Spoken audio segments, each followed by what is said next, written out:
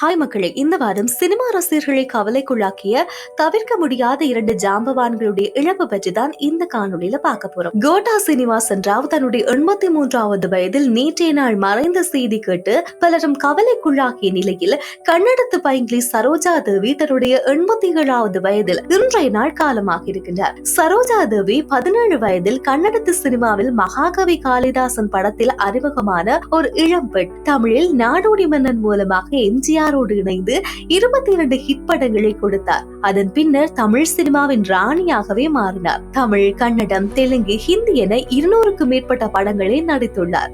1955 தொடக்கம் 1984 வரை 161 படங்களில் லீடிங் ஹீரோயினாக மட்டும் நடித்து சாதனை படைத்தவர். ஆனால் 1967 திருமணத்துக்கு பிறகு நடிப்பை விடப் போவதாக சரோஜா தேவி கூறினார். பாலிவுட் ஜாம்பவான் திலீப் குமாரனுடைய அறிவுரையால் தொடர்ந்தும் நடிக்க வைத்தார் அவரது கணவர் ஸ்ரீஹர்ஷா. இதனால் 1980 வரை கன்னடம், தெலுங்கு படங்களில் மின்னினார் சரோஜா தேவி. திரையில் மட்டும் ராணியாக இல்லாமல் பெங்களூரில் பள்ளிகளுக்கு கணனி மையம், மாற்றுத்திறனாளிகளுக்கு வகுப்பறைகளை கட்டி கொடுத்தல் என்று நிஜ வாழ்க்கை ராணியாகவும் வாழ்ந்து வந்தார். வாழ்வூர் ராமையா பிள்ளையிடம் கடுமையான நடன பயிற்சி எடுத்து அமரசில் ஜக்கண்ணன் என்ற கன்னடத்தின் முதல் கலர் படத்தில் நடனமாடி அபிநய சரஸ்வதி என்ற பட்டத்தையும் பெற்றுக் கொண்டார். இந்த பட்டங்களோடு பல்வேறு விருதுகளையும் பெற்று தன்பால் பல ரசிகர்களை ஈர்த்து கொண்ட கன்னடத்து பைங்கிலி சரோஜா தேவி அம்மா மறைந்தது திரையுலகத்தை மிகப்பெரிய கவலையில் ஆழ்த்தி இருக்கின்றது. குணச்சித்திர கதாபாத்திரன், வில்லன், நகைச்சுவை என 750க்கும் மேற்பட்ட படங்களில் நடித்தவர். இவர் நடிகர் மட்டும் கிடையாது, பாடகர் மற்றும் டப்பிங் கலைஞராகவும் பணியாற்றி இருக்கிறார். சாமி படத்தில் பெருமாள் பிச்சை கதாபாத்திரத்தில் தமிழ் ரசிகர்களை மிரட்டினார். திருப்பாச்சியில் சனியன் சகடையாகவும்,